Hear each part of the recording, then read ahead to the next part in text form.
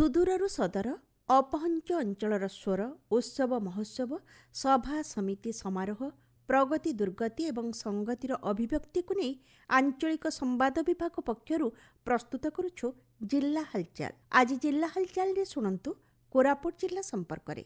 ତଥ୍ୟ ଦେଇଛନ୍ତି ଆମ କୋରାପୁଟ ସମ୍ବାଦଦାତା ଅକ୍ଷୟ କୁମାର ମିଶ୍ର ଏବଂ ଉପସ୍ଥାପନାରେ ମୁଁ ସରିତା ସାହୁ।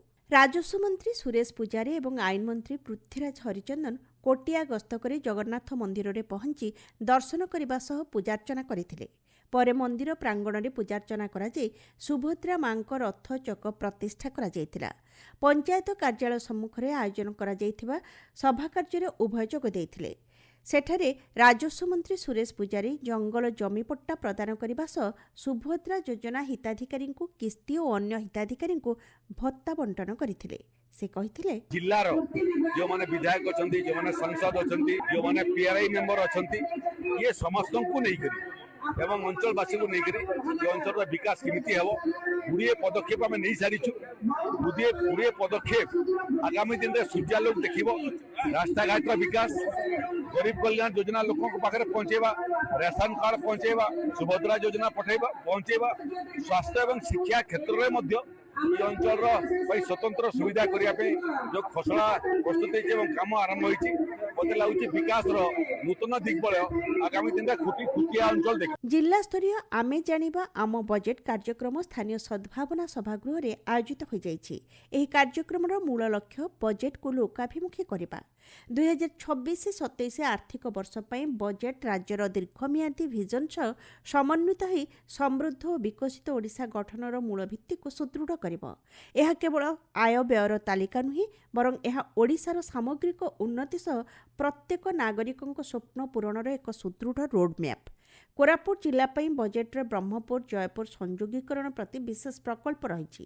ଏହି କାର୍ଯ୍ୟକ୍ରମରେ କୋରାପୁଟ ଜିଲ୍ଲାପାଳ ମନୋଜ ସତ୍ୟୱାନ ମହାଜନ ଓଡ଼ିଶାର ବଜେଟ୍ରେ ଏଥର ଅନେକ ନୂତନ ପଦକ୍ଷେପ ରହିଥିବା ପ୍ରସଙ୍ଗରେ ସବିଶେଷ ବିବରଣୀ ଉପସ୍ଥାପନ କରିଥିଲେ। କୋରାପୁଟ ସଦର ମହକୁମାରେ ସମ୍ବିଧାନ ପ୍ରଣେତା ଡକ୍ଟର ବିଆର୍ ଆମ୍ବେଦକରଙ୍କ ଜୟନ୍ତୀ ପାଳିତ ହୋଇଯାଇଛି।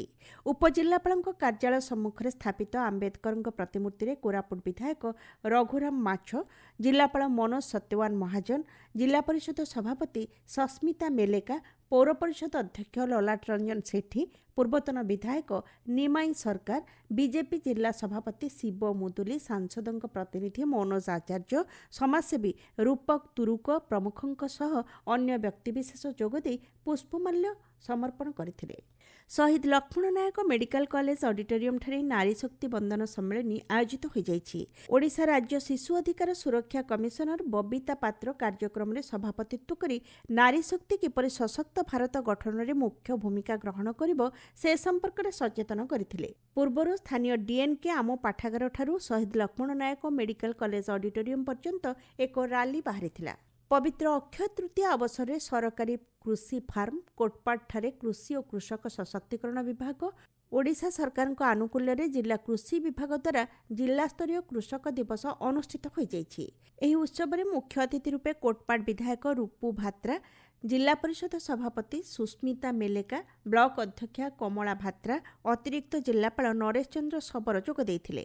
କାର୍ଯ୍ୟକ୍ରମରେ ସ୍ୱତନ୍ତ୍ର କୃଷି ରଥ ଓ ଆମ ବିହନ ରଥ ଲୋକାର୍ପଣ ହେବା ସହିତ ସିଏମ୍ କିଷାନ ଯୋଜନା ଅନ୍ତର୍ଗତ ଖରିଫ ଋତୁର ପ୍ରଥମ କିସ୍ତି ବାବଦକୁ 89,907 ଚାଷୀଙ୍କୁ 17,98,14,00,000 ଟଙ୍କା ପ୍ରଦାନ କରାଯାଇଥିଲା। ଉତ୍କଳ ଗୌରବ ମଧୁସୂଦନ ଦାସଙ୍କ ଜୟନ୍ତୀ ଉପଲକ୍ଷେ ସ୍ଥାନୀୟ ଗୋପବନ୍ଧୁ ପାର୍କଠାରେ ଉତ୍କଳ ଗୌରବ ମଧୁସୂଦନ ଦାସଙ୍କ ପ୍ରତିମୂର୍ତ୍ତିରେ ମାଲ୍ୟାର୍ପଣ କରାଯାଇଥିଲା।